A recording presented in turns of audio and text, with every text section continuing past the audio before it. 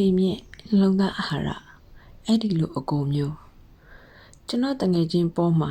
ခရစ်စမတ်လက်ဆောင်အဖြစ်သူ့ကိုကြီးထမ်းမှကားတစ်စီးရသည်ခရစ်စမတ်အကြိုနေ့မှာသူ့ရုံငန်းကထွက်လာတော့လမ်းဘေးမှာကောင်လေးတယောက်ကတောက်ပတော့သူ့ကားတစ်ကြီးကိုသဘောကျစွာလှည့်ပဲကြည့်နေတာမြင်ရသည်ကြည့်ရုံနှင့်အမြသေးဟန်ဖြင့်ကောင်လေးကမိသည်ဒါအကိုကားလားတဲ့ပေါ်ကကောင်းညင်ပြီးအေးကွာငါအကိုကခရစ်စမတ်လက်ဆောင်ပေးတာဆိုတော့ကောင်လေးကအံ့အားသင့်သွားသည်ခမည်းကိုခမည်းကိုအလကားပေးတာဟုတ်လားခမည်းပတ်စံတပြားမှမကုန်ဘူးပေါ့ဟာဗျာကျွန်တော်သာဆူတောင်းလို့ရမယ်ဆိုပြီးကောင်လေးကရက်နေသည်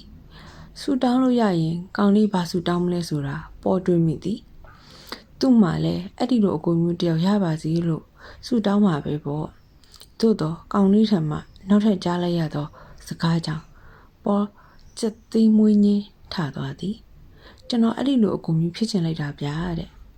ကောင်လေးကိုသူအံ့အားသင့်စွာငေးကြည့်နေမိသည်ထို့နောက်မှရုတ်တရက်ဘလို့ဖြစ်သွားလဲမသိမင်းငါကားလိုက်စီးကြည့်မလားဟုမေးမိသည်ဟုတ်ကဲ့စီးကျင်တာပေါ့ခမ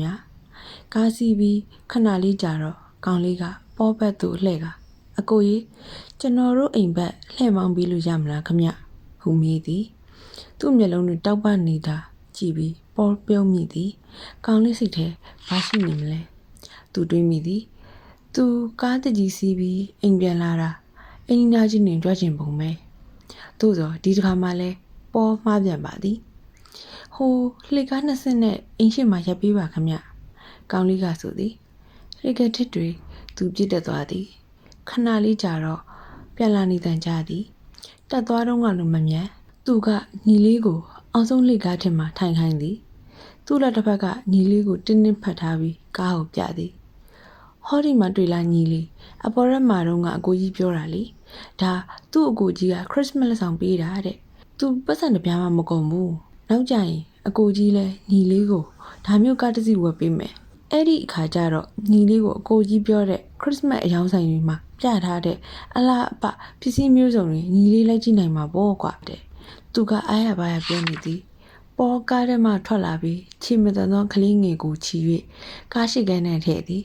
အကိုလှုပ်သည့်ကောင်လေးကဝမ်းသာအားရသူ့ညီလေးပြီးမှဝင်ထိုင်သည်အဲ့ဒီနေ့ကသူတို့သုံးယောက်ရှောက်လေကြသည်အတွေ့အကြုံမှာသုံးအောင်စလုံးအတွက်တတ်မမေ့နိုင်စရာဖြစ်ခဲ့သည်အထူးသဖြင့်ပေါ်အတွက်သင်ခန်းစာတစ်ခုမှတ်မှတ်သားသားရခဲ့သည်ယူရခြင်းရတာထက်ပေးရခြင်းကြောင့်ဖြစ်သောပီတိကပွေးနှစ်သက်ဖွယ်ချုံမိန်လာ၏ဟူသောအတ္တိတရား